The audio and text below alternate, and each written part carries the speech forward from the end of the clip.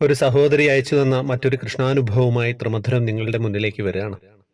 ഹരേ കൃഷ്ണ, ഇതെങ്ങനെ പറയണമെന്ന് എനിക്കിപ്പോൾ അറിയില്ല. എനിക്കറിയാവുന്ന രീതിയിൽ ഞാനിത് പറയാം. ഏപ്രിൽ 4-ാം തീയതി എൻ്റെ ബർത്ത്ഡേ ആണ്. മാർച്ച് 15 കഴിഞ്ഞപ്പോൾ തൊട്ട് എനിക്ക് ഗുരുവായൂരപ്പനെ കാണണമെന്ന് മനസ്സിൽ അതിയായ ഒരു മോഹം തോന്നി.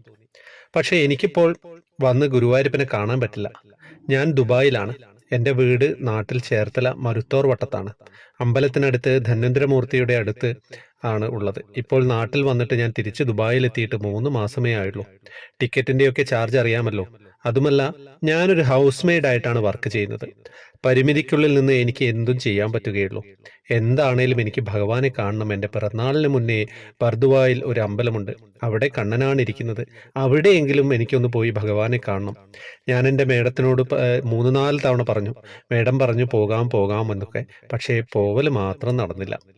അങ്ങനെ കൊടങ്കോട്ട് ശശി തിരുമേനിയെ ഞാൻ വിളിച്ചു. തിരുമേനിയോട് ഞാൻ പറഞ്ഞു, തിരുമേനി, എനിക്ക് ഭഗവാനെ കാണാൻ ഒത്തിരി ആഗ്രഹമുണ്ട്. എനിക്ക് അവിടെ നിന്ന് ഭഗവാനെ കാണാൻ പറ്റില്ല. ഭഗവാൻ ഇങ്ങോട്ട് വന്ന് എന്നെ കാണാൻ പറ്റില്ലല്ലോ. ഞാൻ എന്ത് ചെയ്യും തിരുമേനി? നിങ്ങൾ പ്രാർത്ഥിച്ചോളൂ, ഭഗവാൻ കൂടെ ഉണ്ടാവും. നിങ്ങളുടെ ഭഗവാൻ പ്രാർത്ഥന എപ്പോഴും കേൾക്കും. അതിനൊരു വഴിയും ഒരുക്കി തരുമെന്ന് പറഞ്ഞു.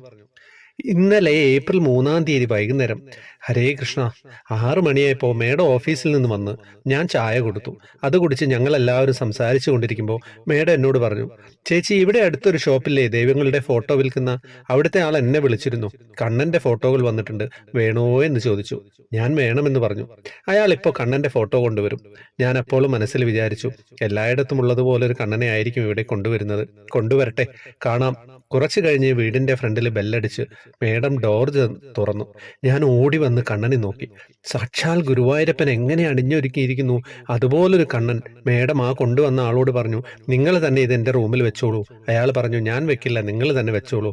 അപ്പോൾ മേഡം പറഞ്ഞു, ഈ നിൽക്കുന്ന ആള് ഒത്തിരി കൃഷ്ണഭക്തിയാണ്, കൃഷ്ണന്റെ ആളാണ്. ഇത് കേട്ടതും ആ ആൾ പറഞ്ഞു, എന്നാ പിന്നെ അയാളുടെ കയ്യിൽ കൊടുത്താൽ മതിയല്ലോ കണ്ണനെ. ആ കൊണ്ടുവന്ന ആള് എൻ്റെ കയ്യിൽ തന്നു. ഞാൻ കരഞ്ഞു. ആനന്ദ കണ്ണീരായിരുന്നു. ഭഗവാനെ, എനിക്ക് അവിടെ വന്ന് ഭഗവാനെ കാണാൻ പറ്റില്ല. ഭഗവാൻ ഇവിടെ വന്ന് എന്നെ കാണാൻ പറ്റില്ല. അതെന്റെ കണ്ണന് മനസ്സിലായി. ദുബായിൽ ഇരുന്ന് വിളിക്കുന്നത് എൻ്റെ അമ്മയാണ്.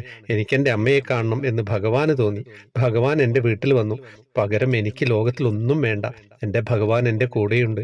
എൻ്റെ പ്രാർത്ഥനയും സങ്കടവും എല്ലാം ഭഗവാൻ കാണുന്നുണ്ട്. കയ്യിൽ വാങ്ങി ഭഗവാനെ ടേബിളിൽ സന്തോഷമായിട്ട് ഞാൻ ഇരുത്തി. സത്യം പറഞ്ഞു കഴിഞ്ഞാൽ ഭഗവാൻ അമ്മയുടെ അടുത്തേക്ക് വന്നു തന്നെയാണല്ലേ. എന്താ പറയാ, ഒന്നും പറയാനില്ല. ഈ ദിവസം, ഈ രാത്രി മനോഹരമായിട്ട് ഉറങ്ങാൻ നിങ്ങൾക്ക് ഇതുപോലെ രാധാകൃഷ്ണന്റെ ഫോട്ടോ ഞാൻ അവിടെ കൊടുത്തിട്ടുണ്ട് കേട്ടോ.